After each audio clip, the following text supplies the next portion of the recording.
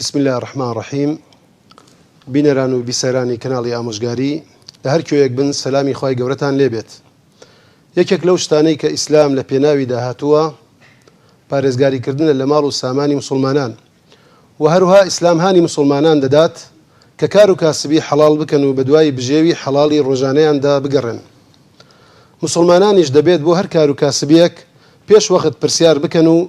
بزانن کە ئاینی پیرۆزی ئیسلام چۆن دەڕوانێتە ئەو کارە لە ڕووی حرامی و حەڵاڵیەوە. لە میانەی ئەم باسەدا ئەم شەو میوانداری بەڕێز مامۆستا مەحموود خدر شاسوارمان کردووە کە هەڵگەری بڕوانامەی ماستەرە لە زانستە شەرعەکان، هاوکات قوتابی دکتۆراشە لە هەمان بەش بۆ قسەکردن لەسەر بابەتێکی هەستیار و گرنگی ئەمڕۆی مسلمانان کە ئەویش دراوە ئەلکترۆنیەکانە. یەکەم پرسیار ئاراستەی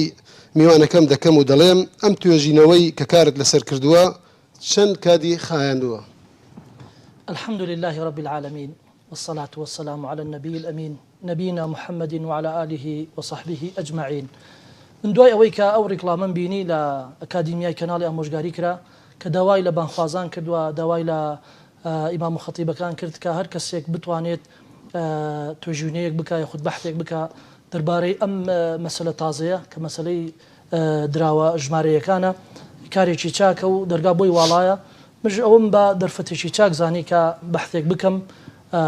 و هەروها بەدواداچوونێک بکەم دەربارەی ئەم مەسئلەیە کە خزمەتی مسلمانانی تێدایە و نزگەی 4 مانگی خایان هەتا گەیشتمە و قەناعەتەی کە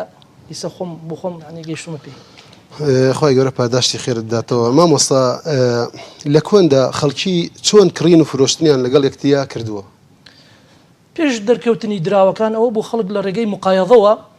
کڕین و فرۆشتنیان ئەنجامەدا. مقایەضە واتە تەبادل السلع، واتە گۆڕینەوەی شتومەکەکان. ئەوە بوو کەسێک ئەگەر خواردنێکی بەهاودا ناو بازارەکان بیوای سای بفرۆشێ، ڕنگ بێ کەسێکی تر لە ڕێگەی هەر خواردنەوە لی بکرایە، ئەم خواردنی وەرگرتاویش خواردن، واتە لە ڕێگەی گۆڕینەوە ئەنجامەدرا. یاخود ئەگەر کەسێک بیوای سای زەویەک بچێڵێ بە هەمان شێوە لە ڕێگەی تەعامەوە بوو، یاخود ئەگەر کەسێک بەهاتای ناو بازارەوە بیوای سایە کوتاڵ و قوماش بفرۆشێ بە خواردن بوو، یاخود لە ڕێگەی کانزاکان بۆ یان ئاسن بوو بەم شێوانە هەتاکوم دراو دەرکەوت. بەڵێ باشە، پێناسەی دراو چییە؟ پێناسەی دراو لای فوقەها ناوێکە بۆ ئەو دوکانزایی کە وەک دراو بەکار هاوردراوە، خاصەتەن ئاڵتون و زیو کە دینار ئاڵتون بوو درهەمش زیو بوو، زیاتر وەک ناوێک بۆ ئەو دوو دراوە بەکار هاوردراوە. ئەمە لای ئابووری ناسەکان کە پێناسەی دراو ئەکەن ئەڵێن وەک عملة هي وحدة التبادل التجاري التي يجب أن تكون صادرة من قبل الدولة وتعتبر ثمنا وتجد لها قبولا بين الناس لدفع السلع والخدمات. وتآبوري ناسا كان زيات الرشاوي مرجو وظيفة كان دراوي كردوها كاتيكا بيناسيان كردوها كيكي ألوغوري بازرگانية كدبي للاين ولاتو سرپرشتياري بكري وهروها شاب بكري ياخد دروس بكري ولا يخلقيش بنرخ بجميردري وهروها لناو خلقيش رواجي چي هبي قبولي چي هبي كبوي مطمئن بن كاتيكا ئەو دراوە کڕین و فرۆشتنی پێ ئەنجام بدن. باشە، لە مێژوودا بە چەند قۆناغ تێپەڕیوە تاکو و گەیشتۆتە ئەم ئاستا؟ زانایان باسی چەند قۆناغێکەکەن. ئەو بۆ وەک باسمان کرد لە دوای گۆڕینەوەی مەثەلەن خواردن بە خواردن، کاتێک خەڵک خواردنی بە خواردنە گۆڕێەوە، ئەوە بوو دراوی زی و ئاڵتون دەرکەوت کە ئاڵتون دینار بوو و هەروەها درهەمش زیو بوو. و لە دوای ئەوە چونکە بزانە هەر کاتێکە قۆناغێکی تازە هاتبێ حاجەتی مرۆڤ حاجەتی ئینسان وای کردو کەشتی تازە بێتەکایەوە، وەک چۆن لە کۆنە وتراوە الحاجەت و أم الاختراع. ئەمە هەڵگرتنی و تەنەقول پێی و هاوردن و بردننی قورس بوو. بۆیە لە دوای ئەوە قۆناغی دراوە وەرەقەکان هات، دراوی کاغەز ینی تەمثیلی ئاڵتون و زیویانەکەوان چۆن بڵێ مغەتا بوون بە ئاڵتون و زیو. لە دوای ئەوە یعنی لە شوێنی ئاڵتون و زیو دانراوە. بەڵێ تعبیرێک بوو لەوانە کە مەثەلەن هەر وڵاتێک کاتێککە بۆی هەیە چاپی دراوی کاغەز بکات چەندی احتیاطی هەیە لە ئاڵتون یاخود بەم دوایە کە بوو بە دۆلار، بەڵام پێشتر هەر ئاڵتون بۆ نمونە مغەتات بوو یان احتیاطی بوو بە احتیاطەکەی ئاڵتون و زیو بوو. دوای قۆناغی دراوە کاغەزەکان قۆناغی کۆمپیالە و قۆناغی سەکی بانقی و دوای ئەوانە ئەوە بوو کە قۆناغی کاردەکان هات، ڤیزا کارد و ماستەر کارد و یان ئەو کاردانی کە پێوترێ کارتی ئێتیمان پیتاقی ئێتیمان دوایم قۆناغی دراوە ژمارەیەکان هات کە ئیمڕۆ ئەوە کە ئەوە وەک چۆنەڵێ بابەتی بەرنامەکەمانە. باشە دراوی ژمارەی چییە؟ ئەمەیان بەڵێ دراوی ژمارەی كاتيكا أبوري ناسان بيناسيان كدوالي وحدة التبادل التجاري التي لا تتواجد إلا بالهيئة الإلكترونية وهي مشفرة غير مطبوعة ولا ملموسة ولا مركزية تعمل على نظام الند للند وهروها يتم استخدامها أو يتم إدارتها من قبل مستخدميها دون خضوع لأي سلطة مركزية أو لوسطاء عن طريق الوسائل الإلكترونية كالكمبيوترات وأجهزة النقال. واتا أمدرا وإلكترونيانا بهمان شوا يكيك بو ألوغوري بازرغاني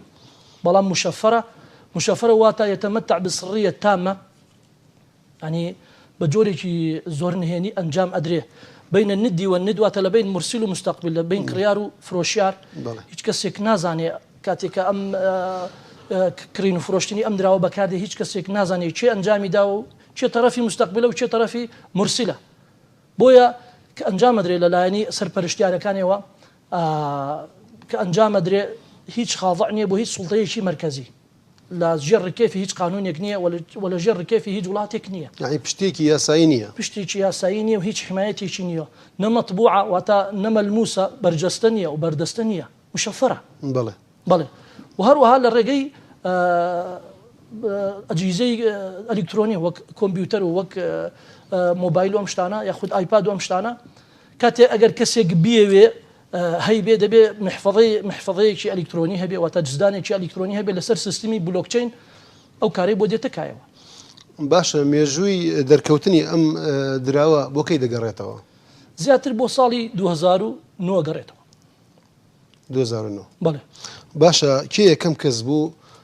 كبيروكي أم دراوي هنا. ساتوشي ناكاموتو أو بياوية كي كم كس تواني يكم دراوي جماري دروز بكا. بله. هوكاري دركوتني أم دراوة شيء. هوكاريك باسا كان زانايان يكم هوكار باس لواكن لكوتاي صالي 2007 ولسرتاي صالي 2008 أو بو جيهان دارماني كبيني لروانجي أبوريوا وهذا زوربي بنك جيهاني كان بنك مشهورة كان خاصة بنك كان أمريكا دوای دارماني بخوي وبيني وكاركي أو بزيادة التعاملات كان لرجي الربا وبو ياخذ إفلاسي هاورد كتشنكسيك هاكي الرصيدي خلقيان كرد اختراقيان كردو باري خلقيان برد بو خويان بويا فكري أم دراوج ماريانو لو هات چونکە یەکێک لە هەرە صفاتەکانی یەکێک لە هەرە گەورە تایبەتمەندەکانی ئەوەیە لە ڕێگەی بە شێوازێکی زۆر سڕی و نهێنی ئەنجام ئەدرێت تعدی نەکرێ یاخود تەنقی بکرێ ئەمە هۆکاری دووەمش وەک باسمان کرد حاجەتێکە بۆ مرۆڤایەتی چونکە بەڕاستی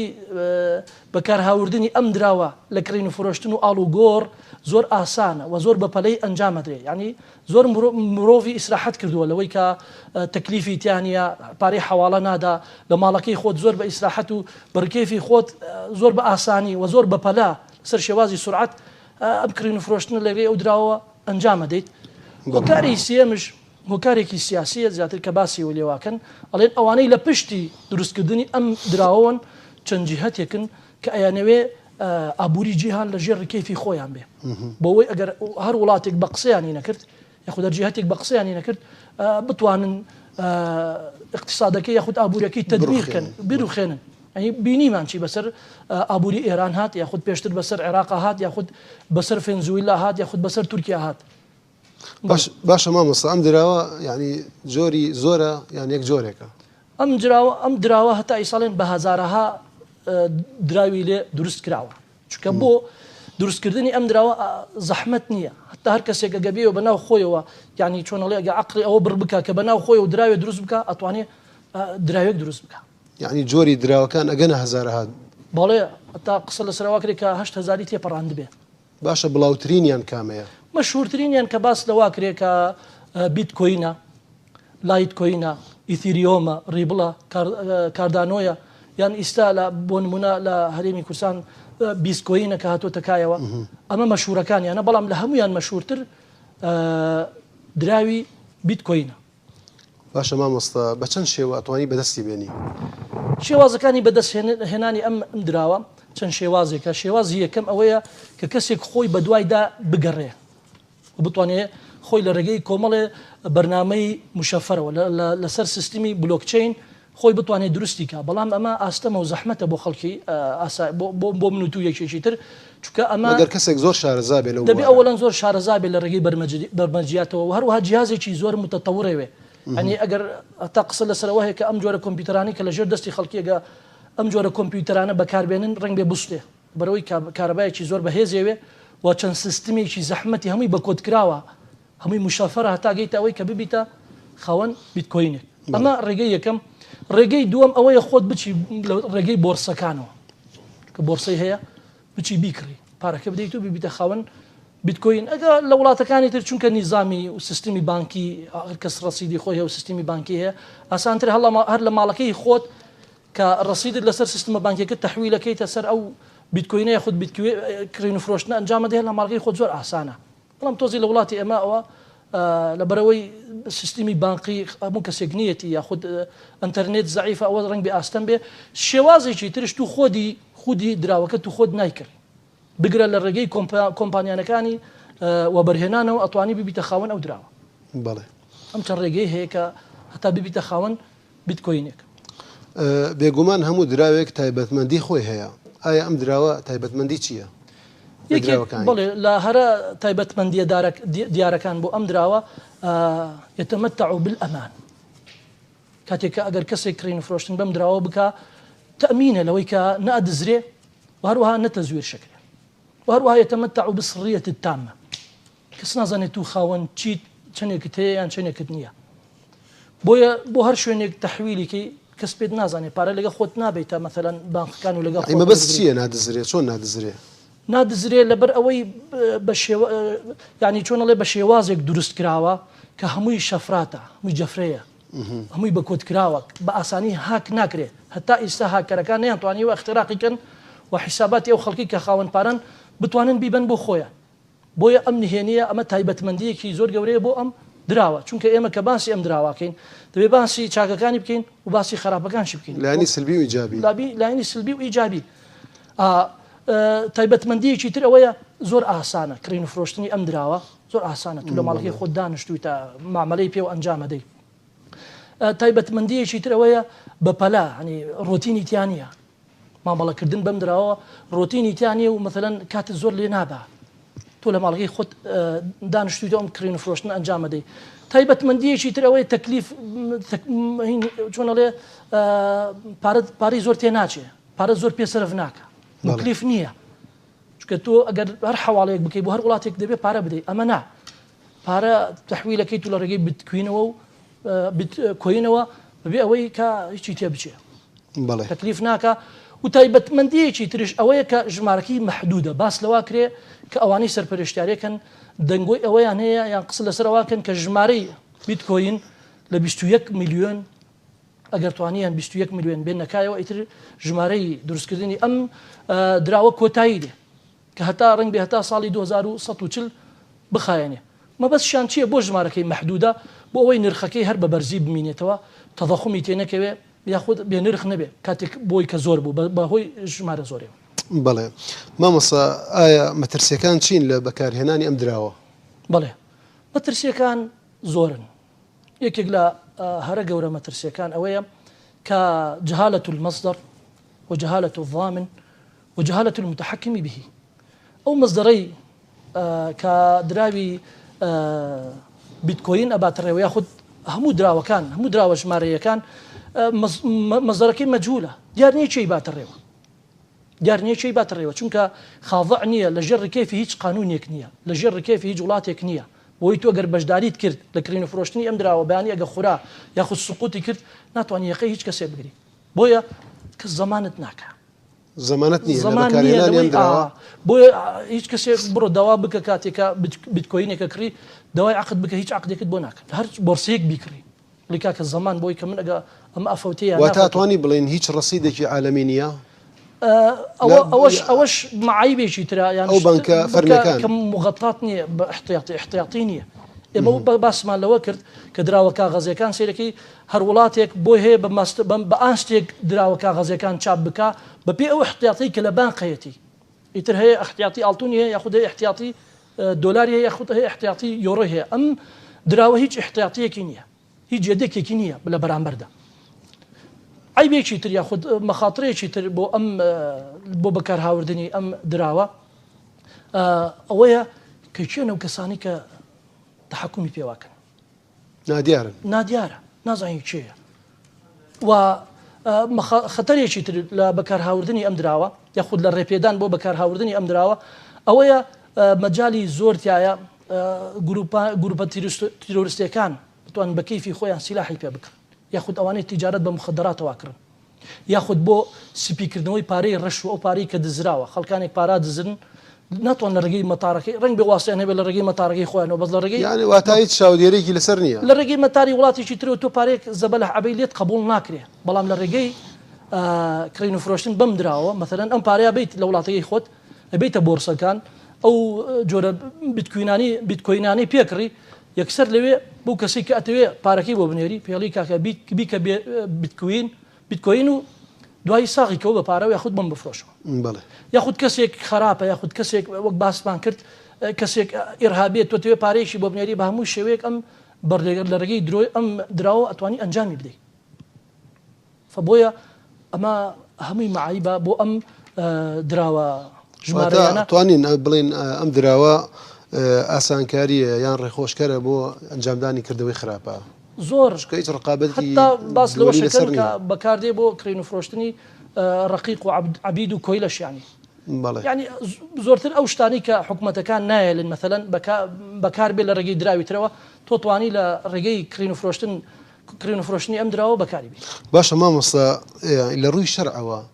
حکمی مامەڵەکردن بەم دراوە چییە؟ حکمی مامەڵەکردن بەم دراوە من وەک دوای بە دوواداچوونێکی ورد بۆ ئەم دراوە و مواسەفاتەکانی و شێوازی کڕین و فرۆشتنەکان کە کاتێ خەڵکی ئەنجامی ئەدا و هەروەها پشبەستن بە دەقەکانی قورئان و سنت وهروەها بە پشبەستن بە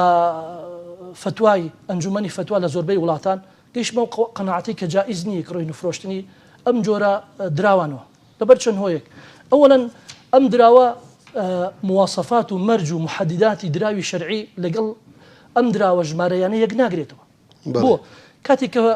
لە شریعەتی ئیسلامدا فوقەها کاتێک کە مەرجیان داناوە بۆ دراوێک هەتاکوم دراوێکی شەرعی بێ و بەکار بێ و جێگەی قبولکردن بێ و خەڵکی بە دڵنیاییەوە بە ئیطمئنانەوە بەکاری بێنێ لەم دراوە نایبینیتەوە لەم دراوە نایبینیتەوە وەک ئەو مەرجانە مەرجی یەکەم کە دەبێ یەکەم شت کە ئەمە چاپکردنی دراو یا خود دروستکردنی دراو لە زمانی سیاسی شەرعیە کە دەبێ حاکم پێ هەڵبسێ ئیشی دەوڵەتە یاخود ئیشی بانکی مرکزیە کە نوێنەری حکومەتە لە ڕوان دەستگایەکی قانونی و فەرمی کە نوێنەری دەوڵەت بێ بەکاری بێنێ بۆیە ئیمامی ئەحمەد کاتێک ئەفەرمێ لا يصلح الضرب إلا في دار الضرب من قبل الإمام ئەڵێ دروستکردنی دراو یان چاپکردنی دراو ناگونجێ إلا كحكومة بها البسيه لأن الناس إذا رخص لهم ركبوا العظائم على يقر دروس كردني دراو بكيوتا دس خلشي يعني فسادي وظلم وستم بلا بيت ولا ناو خلشي وهروها إمامي نوويش أفرمي على يكره لغير الإمام ضرب الدنانير والدراهم لأنها من شأن الإمام ولأنه لا يؤمن فيه الغش والإفساد يعني أما رأي زربي فقهاء قبولناك وأقريت شو بو مصلحي مرسلة مصالح المرسلة كأما برجواندي ولاتي تدايا وتا ما في حقوقي مسلماناني تدايا أجر درس كردني دراو بكيوتا دسي غير حكمة يعني براستي خلشي زور زرركا يعني خلقي زور برزوابه وخلقي زور ظلم وغدري لكري فخالي كم دەبێ حکومت خۆی هەڵبسێ بە دروستکردنی دراو ئەم خاڵش لەگەڵ دراوە ژمارەیەکان یەک ناگرێتەوە چونکە ئەوانەی کە هەڵساون بە دروستکردنی ئەم دراوە نادیارن نازانجێکێ خاڵی دووەم جێگیرکردنی بەهای دراوەکەیە جێگیربوونی بەهای دراوەکە بیتکۆین یاخود دراوەکان تر بەهاکەیان ئەبەدەن جێگیر نییە لە چەند سنتێکەوە دەستیان پێی کرد ئەوانەی کە دروستیان کرد ئێستا سعری ئیمڕۆ گەیشتوتە 2 دەفتەر و 8 وەرەقە پارێزە بەلەح زۆرە. بۆیە ساڵی 2017 ساڵی گەشەکردن بوو بۆ ئەم دراوانە خاصەتەن بیتکۆین لەبەرەوەی سەرەتای ساڵی 2017 بە $1000 بوو کۆتایی ساڵ گەیشتە $20,000 ئیمساڵ لە کاتی کەرنتینە و کۆرۆنەکە گەیشتە 50 وەرەقە ئێستا ئیمڕۆ سعری 280 وەرەقەیە یعنی ئەگەر بە نمونە مثلا حاڵی وڵاتی خۆمان بینینەوە کاتێکە ئێستا حکومەتی عێراقی خۆ هەر بە ڕەسمی ئەیەوێ سعری دراو بگۆڕێ يعني بزارە خەڵکی لە ناو بازار و بازرگانەکە چ تەشویشیان تێکەوتووە چونکە خەڵکانێک هەیە قەرزی داوە بە سعری کۆن بۆ دۆلار کاتێککە 120 بوو یان 125 بوو ئێستا بە 100 بۆ نمونە 40 بیان 42 بیان 45 بێ هێمە تووشی ئیحراجە بێ ینی لەبین دۆست و برادەر و خزم و کەسێکی زۆر یاخود خەڵکێک بە سعرە کۆنەکەشتی هاودۆ ئێستا چی لێ بکاو چۆن بیفرۆشێتەوە ینی بەڕاستی خەڵکی تووشی ناڕەحەتیەک بوو ئەمە بە شەرتی حکوومەت بە ڕسمی ئەیەوێ سعری دراوی دیناری عراقی بەرزەوەکە فبووە ئەم دراوەش بەڕاستی ئەسعاری زۆر متذبذبە يعني ارتفاع وانخفاضێکی حاد بەخۆیەوە بینێ يعني هیچ معقول نییە تۆ لە 50 وەرەقە لە خلال چەند مانگێکەوە بەرزەوە بێ بۆ 280 وەرەقە بۆ ئیمامی ابن القیم ڕەحمەتی خوای لەوێ باسی مەسئلەی جێگیربوونی بەهای دراوەکانەکە ئەڵێ دراو ثەمەنە ئەم ثەمەنەش چۆن ئەڵێ تەقیمی سولعە و تەقیمی شتومەکی خەڵکی پێ ئەکرێ کە ئەمە نرخی 250 دینارەوە نرخی 1000 دینارەوە نرخی ملیۆنێکەوە نرخی 10 وەرەقەوە ئەم شتانە ئەڵێ أو ثمنش يجب أن تكون مضبوطة محدودة لا يرتفع ولا ينخفض بو لبروي أما أو كاتا يعني خلقي توشي غبنة به توشي ظلمة به بازار إفسادي شيء تيكوي توشي تشويشة بالخلقي أما لقل دراوة إلكترونيكان يعني لقل دراوة جمارية كان يقناقريتوا بويك بهاكيان ياخذ نرخكيان جيجيرنيا خالي سيم ئەوەیە کە مثلەن زانایان باسییان کردووە کە مەرجە بۆ ئەوەی کە ئاتاکم بە درراوێک شەرعی بێک بە شتێک بڵین دراوێکی شەرعی ئەوەیە کە لە وەزیفەی دراو ببینێ وظائفی دراوش ئابووری ناسەکان لەسێر ڕوانگە و باسێکن کە وەسیتێکە لتبادل السلع وهروها مستودع للثروة وهروها مقياسك ومعيارك لتقييم الأشياء ئەگەر بینە سەر خاڵی یەکەم کە ئەویش ئەوەیە مثلا خاڵی یەکەم کە وەسیتێک بێ بۆ تەبادل السلع والخدمات باشە ئەڵین ڕنگ بێ لە هەنێ وڵات ڕێگە پێدراوە یان هەنێ بانکی ئەهلی لە هەنێ وڵات ڕێگەی پێدراوە جزئیان ڕنگ بێ ئەم شەرتە تحقیق بوو بێ وەک وەظیفەی بیتکۆین بەڵام بە شێوەیەکی گشتی ئەم وەظیفەی تحقیق نەبووە وهروها خاڵی دووەم کە ئەوەیە معیارێک بێ بۆ یان مقیاسێک بێ بۆ شتومەکەکان ئەمە کا لە بازاری ئێمە تحقیق نەبووە یاخود لە بازاری زۆربەی وڵاتەکان ئەم شتە لەگەڵ بیتکۆینە یاخود لەگەڵ دراوە ژمارەکانی تر یەک ناگرێتەوە وهروها خاڵی سێمش کە مستودعە يعني چی مستودعە للثروة يعني ئەو پارەی هاتە نوێنەری ثروەکەی تۆیە يعني تو ثروە چەندی ئەملاکت هەیە چەندی سیاردەی فرۆشی ئەو پارەی تو نوێنەری ئەو هەبوو ئەملاکەی هەتا ئەمیش لە ڕوانگەی بیتکۆینەوە ڕنگ بە یەک نەگرێتەوە چونکە تۆ نازانی مەزەرەکەی چێیە کە يعني معقول نییە دڵت بۆی ئیطمئنان ناکە بۆ لە عرف و عادەت و اصطلاحە دڵت بۆی تەمین نابێ کە تۆ هەموو سەرۆت و سامانەکەت ماڵەکەت پارێزراوە بفرۆشی و بچی لە ناو بەرنامەیەک داینێ ئەخر کڕین و فرۆشتنی دراوە ژمارەیەکان ئەوەیە تو تعامل لەگە بەرنامەیەکەی ئەمە یعنی بەڕاستی کەسێکێوێ زۆر جەریء بێ بۆیە لە چەند ڕوانگەیەکەوە زانایان کاتێک کە تەحریمیان کردووە بزانە ڕوانگەی جەهالە يعني نادیارە وەک باسمان کرد سەرچاوەکەی نادیارە و هەروەها ئەوەی سەرپەرشتیارێتی نادیارە ئەوەی تحکم پێوەکە نادیارە ئەوەی زمانی پارەکەی تۆکە نادیارە کەس نییە و خاڵێکی ترش وەک باسمان کرد ڕێگەیەکە بۆ بە هەدەردانی سەرۆت و سامانی خەڵکی يعني تۆ معقولی وەک باسمان کرد کابرایەک پارەیەکی زۆری هەیە بچێت لەناو ئەو بەرنامەیە داینە ئەمە لە ڕوانگەیەکی ترەوە قومارە تو نازانین چی بەسەر دێ زەمان نییە ئەم پارەی تۆ جاروایە زۆر بەرزوا بێ جاروایە تەواو زەرەری زۆرەکەی بۆیە عولەما هەنیشان بە قومار ینی کڕین و فرۆشتنیم دووە بە قومار ناوێ بن بۆ نمونە مامۆستا وهروها فرتوفێڵشی زۆرتایە هەنێک کەس دێت لەبەر خاتر خۆی ینی چۆن ئەڵێ تەماح خاتە پێشت با بیکڕین ئەوە نە قەنجاستە دەینێ ئەوە نە قەنجاستە دەینێ بەڵام کاتێک گە سقوتی کرد خۆی ناکاتە ساحێبت و هیچ زمانێک نییە هیچ عقدێک لەم بەینەدا نییە یانە موقعی داخستە و ماڵپەڕی داخست کێ زمانی داخست هاکرا هیچ تەواو تو دەست بەرە بێ ینی وەگە وەژ نییە ئەو کابرای باسی ئەو کابرایانە کرد کە ئیغڕای خەڵکیە کرد کە ئەویت بە خەڵکیە و دووەرن شت و غەراز و شت و مەکەم بۆ بێنن من دوای چەند مانگێکی تر من قەنجازی دووبارەتان دەدەمەوە ینی دەبڵتان دەمەوە مضاعفتان دەدەمەوە لەبان دەستیان هەنێک کەس لەبان دەستی تاریخ شتی بۆی نووسی و هەنەوان وەرەقەیەکی مثلا لە ناو سیارەکەیان وەرەقەیەکی کۆن ینی بەداخەوە موسڵمان نابێ ئەوها فێڵی لێ بکرێ مسلمان نابێ ئەوە نەساویلکە بێ کە ئەوها ئەو سەرۆت و سامانەی هەیەی بیکاتە مامەڵەیەکەوە کە ئەو سەری دیار نییە. باشە مامۆستا هیچ دەستگایەکی فتوای فەرمی فتوای حرامبوونی ئەم دراوی داوە؟ ئێمە گەل لە وڵاتی خۆمانەوە دەست پێ بکەین جارێ دەستگای فتوای باڵای هەرێ فتوای داوە کە مامەڵەکردن بەم جۆرە دراوانە حرامە و هەروەها وڵاتی عێراق هەم دیوانی وەقفی سنی لەسەر ماڵپەڕەکەی خۆی فتوایان هەیە بۆ کە فتوای حرامبوونی ئەم کڕین فرۆشتنی ئەم دراوانیان داوە و هەروەها دارالئیفتاء لە عێراقیە ئەوانش بەجیا ئەگەر هەر کەسێک بگەڕێتەوە بۆ موقعەکانیان دیارە ئەمجا بۆ وڵاتانی دراوسێ ینی بۆ نمونە موسسەی نەقدی سعودی بە هەموو شێوەیەک قەدەغەی کردووە کە هیچ بانقێک لە سعودیا کڕین فرۆشتن بەم دراوە بکە موسسەی نەقدی سعودی جگە لە زاناکانیان ینی مەشهورترین زانایان شێخ سلێمان ڕوحێلیە ڕحمەتی خوای لێ بێ کە فتوای تەحریمبوونی داوە و هەروەها عەبدوڵڵا الموطلق کە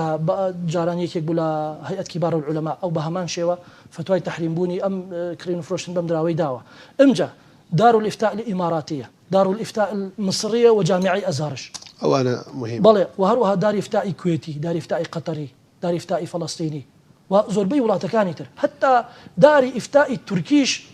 فتوای لەسەر ئەوە هەیە وڵە وڵاتی وەک بەنگلادیش هەر کەسێ تعامل بەم دراوانەوە بکات 12 ساڵ حکومە درێ فبۆیە وەک باسم کرد زۆربەی داری فتواکان یاخود ئەنجومەنی فتوای باڵا لە وڵاتەکان فتوایان لەسەر حرامبوونی داوە ئێمەش من وەک باحثێک ینی کاتێکە فتوای ئەوانم بینی ینی زیاتر تشجیعمی کرد کە قسە لەسەر ئەم مەسەلەیە بکەین ئەژین ئەگەر ئەوان فتوایان نەدایە ئەو مستەوایمان نەبوو کە حرامی ئەم چکە من وەک توێژەرێک وەک باحثێک باسی خۆمەکەم نەک وەک موفتیەک. بەڵێ هەندێک خۆتە زانی ئێستا یعنی بازارەکان پێشکەوتونە و هەندێک بە پاساوی ئەوەی کە ئەگەر ئێمە مواکەبەی عەسر نەکەین لەگەڵ سەردەما نەڕۆین دواکەوین بۆیە ئەبێ ئیش بەم دراوەش بکرێ. بڵێ ئیسلام هاتووە بۆ خزمەتی مرۆڤایەتی و هەروەها ئیسلام هاتووە بۆی ناڕەحەتیەکان کێشەکان ئازارەکان لەسەر مرۆڤەکان لادا بۆی ئیسلام بە هیچ شێوەیەک ڕێگر نییە لە داهێنانەکان و هەروەها ئیسلام ڕێگر نییە لە شتە تازەکان بەڵام بە مەرجێ حرام نەبێ بۆیە بەداخەوە بابێت هەر کەسێک وەک چۆنەڵێ خاستن وڵاتەکان ئەگەر ئەمە کە باسی لێواکەین ئەمە کاروباری حکومەتە ئەگە بێ نظام و سیستمی بلۆکچین بەکاربێنەوە بۆ دروستکردنی راومانە نییە ئێمە کە کاتێک کە ڕێگری لە کڕین فرۆشتن بەم دراوەکەی لەبەرەوە علەی تایە علەکەش ئەوەیە کە سەرکێشێ بۆ قمار سەرکێشێ بۆ بەهەدەردانی سەرۆت و سامانی خەڵکی بۆ خواردنی پارەی خەڵکی بە ناحەق و هەروەها غەشی تایە فرۆفێڵی تایە سووی تایە ڕیبای تایە. بەڵێ زەمانەت نییە لەسەری زەمانەت نییە لەسەری. باشە حکمی و کەسانە چییە کە بەناوی وەبەرهێنان پارەی خەڵک وەردەگرن بۆ کڕینی دراوی ژمارەیی بە پاساوی ئەوە کە هەندێک لە مامۆستایان دەڵێن دروستە و بەناوی مضارەبەوە یاخود خۆیان هەر لەو مامۆستایانە هەیە مامەڵی پێواکە خەڵکیە بینێ مامۆستایە و مامەڵە بەو دراواکە حکمی و کەسانە چییە؟ من تەبەدامە کرد ئەو مامۆستایانە پەلەیان نەکردای لە بەشداریکردن لە کڕین فرۆشتنی ئەو دراوانە چونکە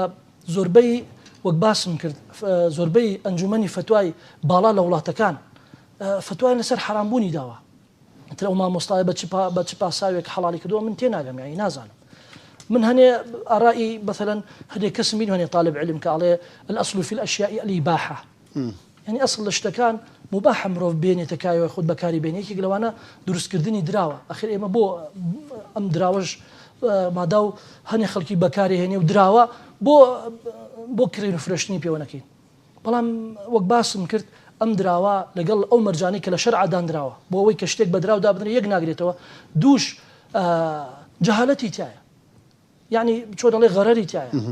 یعنی خەتەریاتی تایە بەکار هاوردن و کڕین و فرۆشتنی ئەم دراوانە خەتەرەوە ترسناکە خەڵکی بۆ زەرەرناکان ڕەنگ بێ پرسیار و پرسیارە بگرێ خەڵکی تووشی زەرەر نەبوو بۆ نمونە لە هەرێمی کوردستان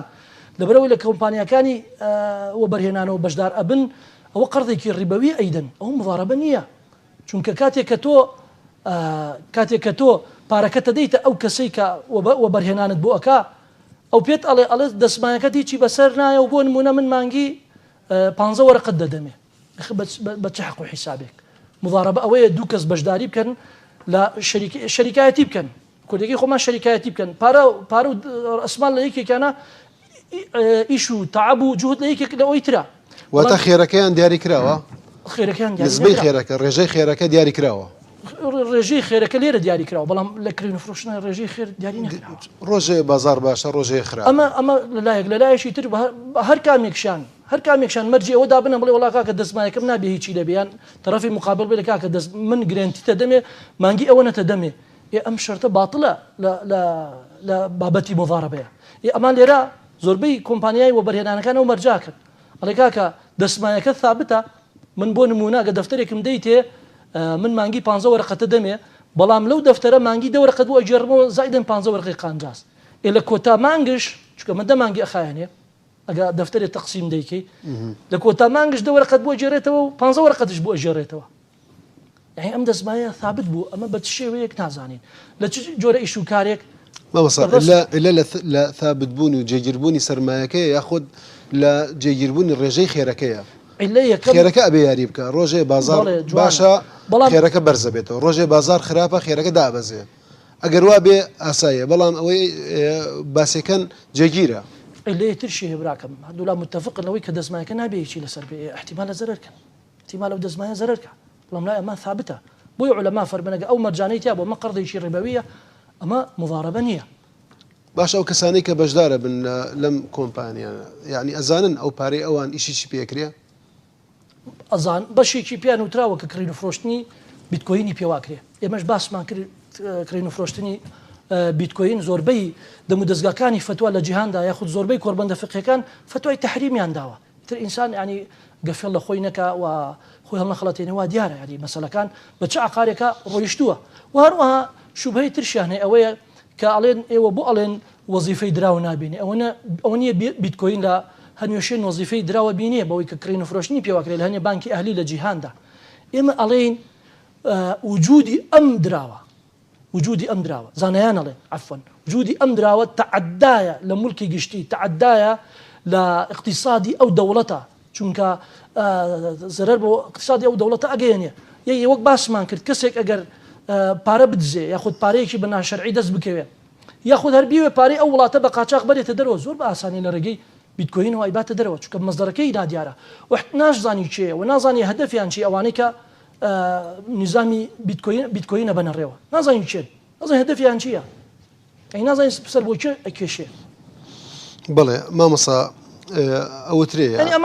ئەمە گەورەترین شوبهەکانە کە بەدەستیانەوە یاخود شوبهەیە تریان هەیە ئەڵێن ئەوە نییە ئیمامی مالک ڕحمەتی خوای لێ بێ کە لە شوێنێک ئەڵێ گەر خەڵکی ئەوەیان بە باش زانی کە کەوڵی ئاژەڵەکان بکەن بەدراو و کرا بەدراو سیکە و عینی هەبێ ینی هەموو جوودی هەبێ و هەم کوتان شێبێ وان بوو بەدراو تەواو ئەڵێ کاتە بن ئەگەر حیسابی بۆ کرا ئەو کاتە کڕین و فرۆشتنەکەی لەگەڵ ئاڵتون و زیوە ئەگەر یەدەن بێد و ئەم تەماثولەکە و هائبیهایی لەگەڵ تەطبیق نەبێ ئەو کاتە من بەڕیبای ئەزانم بۆ نمونە بەڵێ باشە ئەم قسەی ئیمامی مالک ئەم ئەثەرە زانایان چۆن شەرحیا کردووە ینی ئەمانەی کە فتوای حەڵالبوونی کڕین و فرۆشتنی ئەم دراوەیانیانداوە بە کەیفی خۆیان شەرحیان کردووە یاخود چۆنەڵێ تەفسیریان کردووە دەوابێن گەڕێن و بۆ تەفسیری فقها چۆن تەفسیریان کردووە فقها بەوە تەفسیریەکەن ئەگەر حکومەت ئەنجامیدا قسەکەی ئیمامی مالک لەسەر ئیشی تاکی خەڵک نییە ئیشی تاکی خەڵک نییە ئەگەر ئیشی تاکی خەڵک بێ من و توش بۆ خۆمان بەیانی دراوی ژمارەی دروستەکەین و ئەو کاتە دیعایی بۆکەین و پاڵپشتی ئەکرێ و بیتکۆین و ئەمە مقایەضە نییە مقایەضە ئیشی ئەوامی خەڵکە بڵێ ئەتوانێ بەکەیف خۆی چی بگۆڕێتەوە چی بێنێ ئەو کاتە وەک باسمان کرد سەروەت و سامانی ئەو وڵاتە ئەو گەلاکەوێتە کۆمەڵی دەست بۆی کە زەر و رزیان بە فەقیر و هەژارەکەی ترگەیان یاخود بە چینێکی ترگەین یاخود کۆمەڵێکی دەزڕۆ کە ئەو توانە مادەیان هەبێ و ئەجیزە و ئالاتیان هەبێ بتوانن دراو لە وڵاتە دروستکردن و بەرکێفی خۆیان بێ حتمما زەرەر بە اقتصادی وڵاتە گەێنێ زەرەر بە ڕزق و ڕۆزی فەقیر و هەژارە گەێنرێ زەرەر بە ئیشوکاریان نەگەێنرێ باشە بۆی ئەم شوبانە بەهێزترین شوبهەیانە بڕوا ناکەم هیچ شوبهەی تریان هەبێ بۆیە من لێرەواڵێم ئینسان دەبێ شەرع ڕەچاو بکە نەک ڕیجال یعنی تۆ وەرە ڕیجالەوە لە ڕێگەی حەق بناسە نەک تو حەق لە ڕێگەی ڕیجالەوە بناسی احتیمال ئینسان بەڕکێفی خۆی ئەو بەعقارێکا بیبە وەرە بگەڕێ بۆ فتوای زانایان چیە بەشداریکردنی مامۆستایەک لە ئەم دراوەیە شەرعیەت نادا شەرعیەت نادا بە کڕین و فرۆشتنی ئەو جۆرە دراوانە بەڵێ باشە لە حاڵەتێکدا وڵاتان دانیان بە ئەم دراوەدا کە لە ڕووی یاساییەوە ئەو کاتە هەڵوێستی مامۆسایان وەک خۆی ئەمێنیان ئەگۆڕێ حتمما ئەو کاتە ئەگۆڕێ چکە ئێستا ئێمە ئەو ڕخنەی کە لە دراوە ژمارەیەکانی گرین ئەوەیە کە مەزدەڕێکی قانونی نییە سەرچاوەیەکی قانونی نییە سەرپەرشتی دروستکردنی بکات ئەگە کەوتە ژێر ڕکێفی دەوڵەتەوە و دەوڵەت خۆی هەستا بە دروستکردنی و سەرپەرشتیاری کرد و مافی خەڵکی پارێزراو بوو تەشویش نەکەوتە ناو بازارەوە غەدر و زوڵم نەکەوتە ناو بازارەوە ئەو کاتە فتواکە گۆڕێ چونکە فتوى تتغير من زمان إلى زمان ومن مكان إلى مكان وأروها الحكم تدور مع العلة حيثما دارت من حيث الوجود والعدم استكى زربي أنجمني فتوى كان أنجمني فتوى بالا زربي ولاته كان فتوى تحريميان دا أم علتاني تاعي قام علتان نما باني هر ولاتك ودراوي خويا بو وكاتكس ناتواني حرام بمرجع جهاليتي نامي كواتا ممكن فتوى بقوريني علك بەڵێ مامۆستا هیچ پێشبینیەک تەیە بۆ چارەنووسی ئەم دراوانە وڵی بن اقتراح و پێشبینیم ئەوەیە هەر کەسێک کە بەشداری کردووە لە کڕین و فرۆشتنی ئەم دراوانە و پارەی داوای تر لە ڕێگەی سیستمی هەرمیەوە بیان سیستمی شەبکەوە بێ پێی ئەڵێ و داوای لێکن بە زووترین کات پارەکەت وەرگرەوە ئەژینە هەر ڕۆژی بیسینەوە کە سەرچاوی ئەم دراوانە لە وڵاتەکان کە کۆمپانیاکانن سێرەکی خاوەنەکەی ڕاکە یاخود بزرە بێ یاخود هەڵدێ یاخود وەک جەنابەت فەرمووت ئەڵێ وەڵا تەواو پارەکەم یان برد یان هاکرا یان ئیفلاسم هاورد زۆر بە ئاسانی بۆی ئەڵێم ڕەحمەتی خواتان لێبێ دەرس و عیبرەت وەرگرن بۆی پێشی خۆتان بۆ نمونە دراوی وەن کۆین کە خاوەنەکەی ئافرەتێ بوو سەرۆت و سامانەکەی گەیاندە تقریبا 4 ملیار دلار و ڕۆی دیار نەما تا ئێستا کەس نازانین بۆ چۆڕۆی فمن پێشبینیەکەم کە هەر دراوێ لەم دراوانە لە کۆتاییە ئەو های لێبێ چونکە مەزدەڕەکانیان سەرچاوەکانیان دیار نییە حتمما خەڵکێکی زۆرشمان بینی کە غەدر و زوڵمی زۆریان کرد و سەرۆت و سامانی خەڵکیان بە حەق خوارد فمسلمان حیفە کاتێ وەعظ و چۆن ئەڵێ دەرس و عیبرەت لە غەیری خۆی وەرنەگرێ تو دینی غەیری خۆت و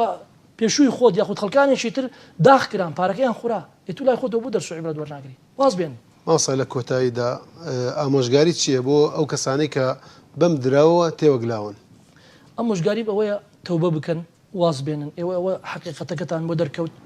و ئەگەر فێڵ لە خۆیان نەکەن با بگەڕێنەوە بۆ فتوای ئەنجومەنی فتوای باڵا لە زۆربەی وڵاتەکان باسمان کرد هەتا لە هێرمی کوردستانش ئەنجومەنی فتوا باڵای داوە زۆربەی مامۆستاکان پێیان حرامە بەشداریکردن لە کڕین و فرۆشتنی ئەو جۆرە دراوە ئیتر واز بێنانی چاوەڕێی چیتە ظروفی ژیان ظروف و زەحمەتی ژیان وا لێ نەکا بێموچەی یاخود بێکاری وا لێ نەکە دەست بۆ حرامەری حرامە خێری تێدا نییە حرام ئیلا ئەو کەسانی کە حرامە خۆن ئیلا خۆی پەروەردگار پێیان دەرەکا ئەنیمە زوڵمێکە واز بێنە ظروف وا لێ نەکا بۆیە ئەگەر ڕێک بێ پێم بڵێ خەڵکێکی زۆر بەشدارێکات یان سەرەکی خەڵکی زۆر فێڵی لێکرێ بەسایی ئەوەن واعزی ئیمانیەوە کەمە وازعی ئیمانی و عفۆن کەمە و هەروەها جەهلێکی زۆر هەیە ینی پێغەمبەر صلی الله علیه و سلم فەرمێ زمانی بەسەر ئومەتەکەم دێ ئەڵێ نازانن یعنی بە چ شێوەیەک پارەکە پەیداکەن لا یوبالی المرء من کسبه جۆ نادا بەڵێ لەبەر چێتی لەبەر نەزانێتی ڕاست و پێشنیارشم بۆ حکوومەتی هەرێم کە خۆی هەڵبستێ بە ئەوەی کە دراوی ئاژمارەی دروستکە چونکە ئێستا چەند وڵاتێک خەریکن ئەو پرۆژه ئەنجام بدەن وەک ئیمارات وەک سعودیا کە بەتەمەن دراوێکی مشترک و بۆەوەی مافی هاوڵاتیەکانیان پارێزراو بێ و هەروەها وەک دوانەکەوندا بەکارهاوردنی ئەم تەوڕەی کە تەکنۆلۆژیا گەیشتۆ پێی یاخود